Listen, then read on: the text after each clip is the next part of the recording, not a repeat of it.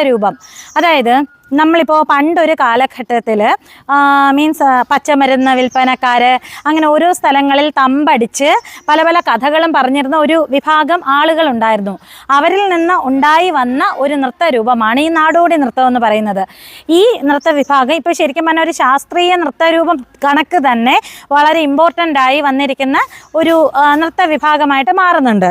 അപ്പോൾ ഇതിലെന്ന് വെച്ചാൽ ഒരുപാട് സബ്ജക്ട്സ്, ഈ നൃത്തത്തിൻ്റെ പ്രത്യേകത എന്താണെന്ന് വെച്ചാൽ കഥകൾ, അതായത് നമ്മൾ നൃത്തം ചെയ്യുന്ന ആ വ്യക്തി തന്നെ ചിലപ്പോൾ ഒരു പച്ചമരുന്നുകാരൻ്റെ കഥയായിരിക്കും, അല്ലെങ്കിൽ അവരുടെ ഒരു ജീവിത അനുഭവമായിരിക്കും, അല്ലെങ്കിൽ ഒരു ആളെ കൊല ചെയ്ത ഒരു കഥയായിരിക്കാം, അല്ലെങ്കിൽ ഈ പീഡനം മാതിരിയുള്ള സ്ത്രീകൾ കേട്ടിട്ടുള്ള പല ദുരനുഭവങ്ങൾ, പിന്നെ ജാതി വ്യവസ്ഥ, അങ്ങനെയുള്ള പണ്ടത്തെ കുറേ കാര്യങ്ങൾ, യക്ഷികളുടെ അങ്ങനെ എന്താ പറയുക ഈ നാട്ടുകഥകൾ എന്ന് പറയാം. അങ്ങനെയുള്ള കഥകളെ നമ്മൾ ഒരു നർത്തകി അല്ലെങ്കിൽ നൃത്തം ചെയ്യുന്ന വ്യക്തി അത് അവതരിപ്പിക്കുന്നു.